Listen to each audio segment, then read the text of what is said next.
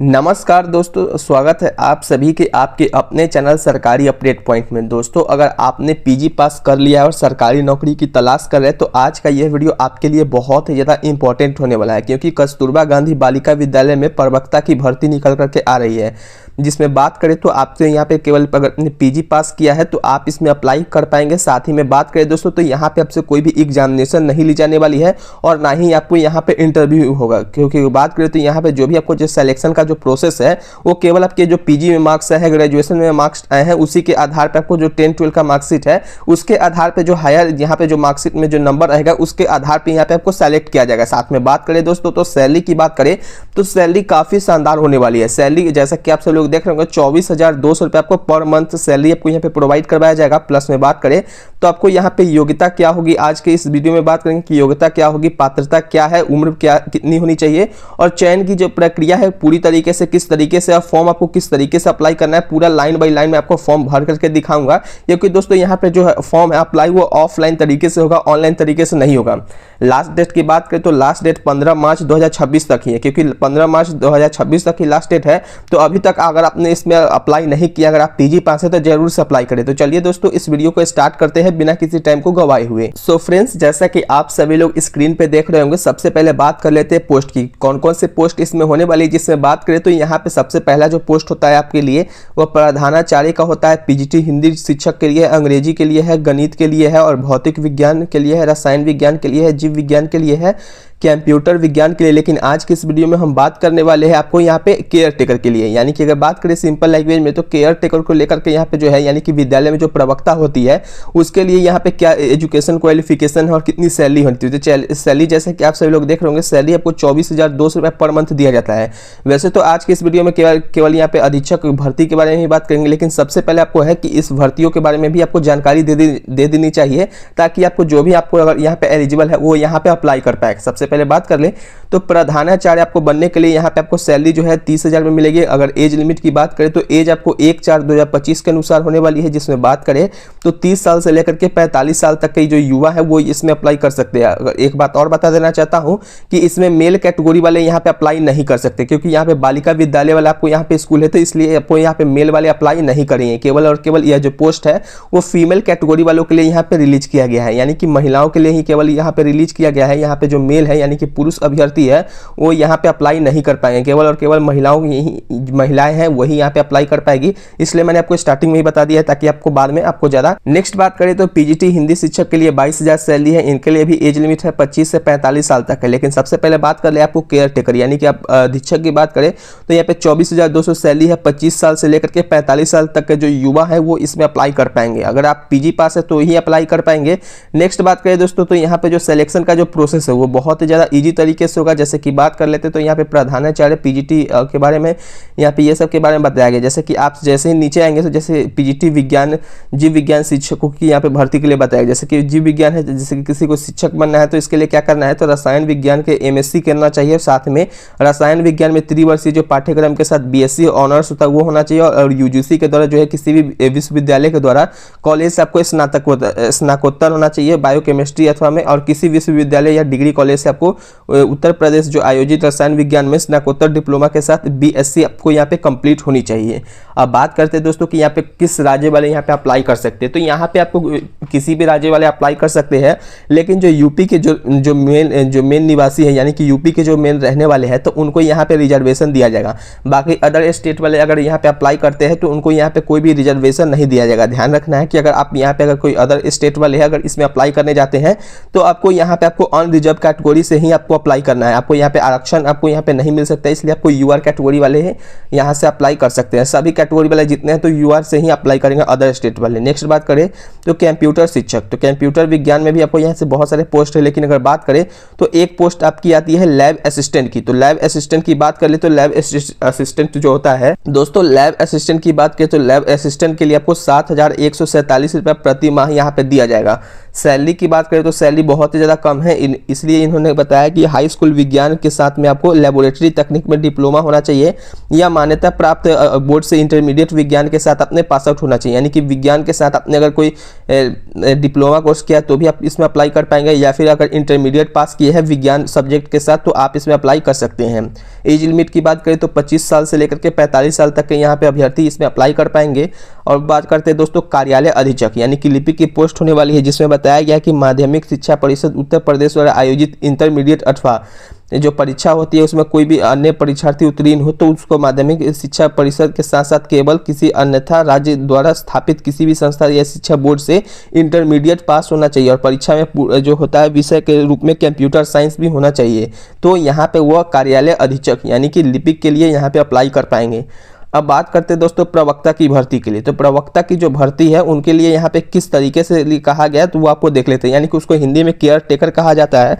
तो care taker की बात करें तो यहाँ पे परास्नातक यानी कि पीजी मांगा गया। पीजी के साथ साथ में आपको यहाँ पे बीएड का डिग्री, जी हाँ दोस्तों, आपके यहाँ पे एक बीएड का भी डिग्री यहाँ पे मांगा गया। तो अपने बीएड का अगर डिग्री किया है तो आपको पीजी के साथ साथ बीएड का डिग्री एवं पीजी सिर्फ किया है तो भी अप्लाई कर पाएंगे और बीएड किया है तो भी अप्लाई कर पाएंगे। सैलरी की बात करें तो 24,200 रुपये आपको पर मंथ यहाँ पे सैलरी प्रोवाइड किया जाएगा। और प्लस में बात करें तो यहाँ पे कोई भी जो अदर अलाउंसेस होता है वो सब आपको यहाँ पे नहीं दी जाएगा, केवल आपको इन हैंड सैलरी 24,200 रुपये आपको दिया जाएगा। और एज लिमिट 25 से 45 साल है। अगर बात करें पोस्ट की तो नंबर ऑफ वैकेंसी की बात करें तो जनरल कैटेगरी वालों के लिए 2 वैकेंसी है, ईडब्ल्यूएस के लिए एक भी वैकेंसी नहीं है, ओबीसी के लिए 1 वैकेंसी है और एसटी के लिए भी नहीं है।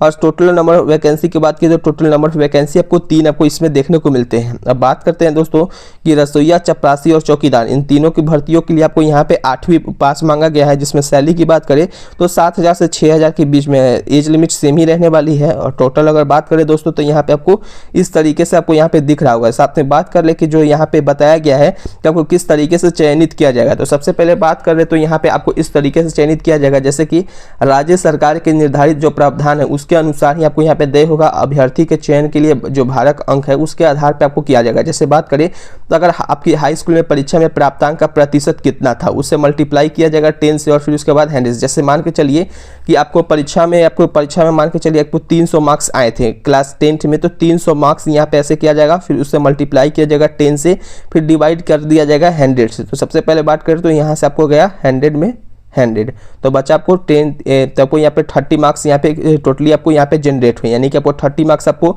हाई स्कूल में मिले। तो कुछ इस तरीके से आपको ऐड करने के बाद आपको जो है मार्क्स में आपको यहाँ पे सबसे ज़्यादा जिसका मार्क्स रहेगा तो उसके आधार पर आपको यहाँ पे चयनित किया जाएगा। साथ में बात करें तो नियम और शर्त के बात में बात करें तो रिक्त पदों की जो संख्या है वो पद को घटाया भी जा सकता है या फिर बढ़ाया भी जा सकता है। सभी पदों पर आवेदन हो तो केवल महिला अभ्यर्थी ही पात्र होंगे। यह मैंने आपको स्टार्टिंग में ही बता दिया था, केवल इस पोस्ट में महिला अभ्यर्थी अप्लाई कर पाएंगे। कोई अदर यहाँ पे जो मेल कैटेगरी या ट्रांसजेंडर वो सब यहाँ पे अप्लाई नहीं कर सकते हैं। नेक्स्ट बात करें तो प्रत्येक पद पे आपको अलग अलग आवेदन करना होगा। जैसे बात करें कि आपको चाहते हैं कि इसी पोस्ट में आपको एक ही पोस्ट आपको अप्लाई करना है तो उसके लिए आपको अलग से करना है, और कोई दूसरा पोस्ट अगर अप्लाई करना चाहते हैं तो आपको अलग से ही अप्लाई करना है। बात कर लेते हैं दोस्तों कि यहाँ पे आवेदन पत्र के साथ में अपने पद की जो समस्त वांछित योग्यता है उसको अभिलेखो स्व प्रमाणित छाया प्रति, यानी कि आपको फोटोकॉपी संलग्न करके यहाँ पे जो है आपको पोस्ट ऑफिस के माध्यम से या फिर जो पोस्ट होता है उसके माध्यम से आपको भेजना पड़ेगा। किसी भी प्रकार के बदलाव या सुधार में विज्ञापति को किसी भी समय निरस्त भी किया जा सकता है, यह ध्यान रखना है।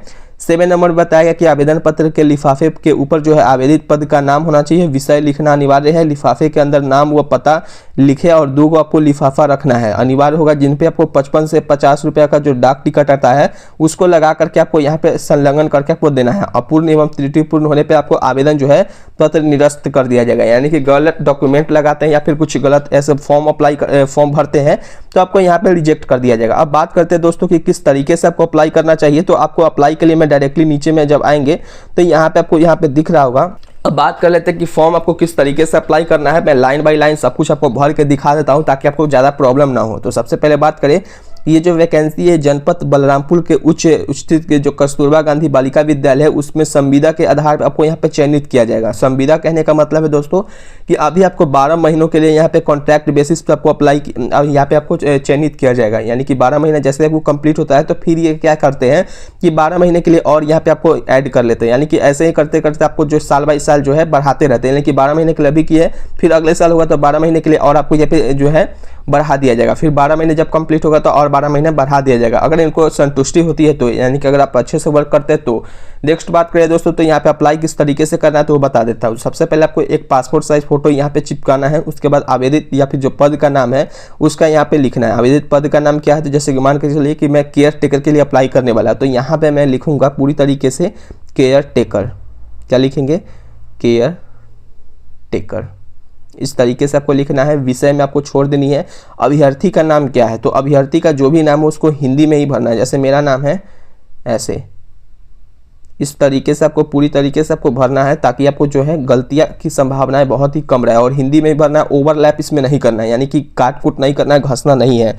फिर अंग्रेजी के जो कैपिटल अक्षर है उसमें आपको यहाँ पे इस तरीके से आपको भरनी है। ये मेरा हैंडराइटिंग यहाँ पे जब आप भरेंगे तो इसको आपको लेने के लिए एक बात और बता देना चाहता हूँ कि अगर आप इस फॉर्म को अप्लाई करना चाहते हो तो डायरेक्टली आपको मेरे व्हाट्सअप नंबर पे जाना है और आपको हाई लिख करके बताना, और इस वीडियो का लिंक भी वहाँ पे आपको भेजना है कि मुझे इसका फॉर्म चाहिए, स्पेशली बताना है कि मुझे इसका फॉर्म चाहिए, तो मैं आपको डायरेक्टली प्रोवाइड करवा दूंगा। साथ में बात करें दोस्तों, तो व्हाट्सएप पे जो भी वर्क होगा उसके लिए आपको पेड करना पड़ेगा। जी हाँ दोस्तों, पेड करना है सिर्फ मात्र 49 रुपीज़। अब बात करते हैं व्हाट्सअप की, तो व्हाट्सअप नंबर मेरा क्या है तो वो एक बार रिपीट कर देता हूँ, पहले नहीं बताया था। तो 7761046831। दोस्तों ये मेरा व्हाट्सअप नंबर है। आप डायरेक्टली यहाँ पे जा करके डायरेक्टली आप हमसे फॉर्म ले सकते हो, फॉर्म का पीडीएफ। और उसके बाद बात करें तो फॉर्म का पीडीएफ लेने के बाद आपको लाइन बाय लाइन सब कुछ आपको यहाँ पे फॉर्म को फिलअप कर लेना है। फिलअप करने के लिए आपको फिलअप करने के बाद जो मैं आपको एड्रेस बता रहा हूँ उसे पे आपको जा करके डायरेक्टली आपको पोस्ट ऑफिस के माध्यम से, स्पीड पोस्ट के माध्यम से आपको जा करके सेंड कर देनी है। नेक्स्ट बात करें तो यहाँ पे विषय बता देना है। अभ्यर्थी का नाम हो गया, पिताजी का नाम हिंदी में लिखना है, फिर पति यानी कि जिसका जो लड़की है उसका शादी हो चुका है तो पति का नाम बताना है। जन्म तिथि क्या है आपको, 1/4/2025 को आपको डेट ऑफ बर्थ कितनी हो रही है। साथ ही बात करें तो किस वर्ग के आप हैं, अनुसूचित जाति के हैं या फिर अनुसूचित जनजाति के हैं, पिछड़ा वर्गों के जाति के हैं, तो वो सब आपको यहाँ पे पूरी तरीके से भर लेना है। फिर नीचे में जब आएंगे तो पत्र या व्यवहार का पता है, गृहस्थ यानी कि नाम एवं पता बताना है, थाना सहित में पिन कोड क्या है, मोबाइल नंबर यह भरना है, आधार कार्ड का नंबर भरना है। अनुभव केजीबी में यदि प्रमाण पत्र यानी कि आपको अनुभव है तो आप यहाँ पे लगा सकते हैं, यानी कि यहाँ पे सीधे नहीं भी लिख सकते हैं। नेक्स्ट बात करें तो क्लास 8 में आपको जो बोर्ड का कौन से बोर्ड से पास किए थे, वर्ष क्या था, विषय कौन सा था, पूर्णांक कितना था और कितना प्राप्त किए थे और प्रतिशत कितना था। तो इस तरीके से हाई स्कूल का, इंटरमीडिएट का, स्नातक का, पारास्नातक का, और जो यहाँ पे जो भी अगर टीचर बनना चाहते तो ये भरेंगे, नहीं तो पारास्नातक तक आप यहाँ पे छोड़ सकते हैं। जब नीचे में आएंगे तो घोषणा दिखता है तो यहाँ पे लिखना है, अपना नाम लिखना है। उसके बाद जब नीचे में आएंगे तो डेट डालना है कि आज डेट कितना है, फिर स्थान कहाँ से अप्लाई कर रहे हैं वो डालेंगे। फिर उसके बाद जब अभ्यर्थी का जो पूरा हस्ताक्षर होता है वो यहाँ पे आपको डालनी है। नेक्स्ट बात करें किस एड्रेस पे आपको सेंड करना है, तो एड्रेस आपको बता देना चाहता हूँ कि एड्रेस क्या है। तो सबसे पहले बात करें तो कार्यालय जिला बेसिक जो शिक्षा अधिकारी बलरामपुर है, वहाँ पे आपको जाकर के इस तरीके से आपको अप्लाई करनी पड़ेगी। तो दोस्तों यह थी कस्तूरबा गांधी प्रवक्ता भर्ती 2026 की पूरी जानकारी। अगर आप सरकारी नौकरी की ऐसे ही लेटेस्ट अपडेट सबसे पहले पाना चाहते हैं तो आज इस वीडियो को यहीं पे लाइक जरूर कर दीजिए और चैनल को सब्सक्राइब कीजिए और अपने दोस्तों के साथ शेयर भी कीजिए। दोस्तों उम्मीद करता हूँ कि आप लोगों को सारी वीडियो जो जानकारियाँ थी वो मैंने आपको शेयर कर दिया, सब कुछ आपको समझ में आ गया होगा। तो अगर आप योग्य हैं तो जरूर से अप्लाई करें। तो दोस्तों इस वीडियो को यहीं पे एंड करते हैं, तब तक के लिए जय हिंद, जय बिहार, वंदे मातरम।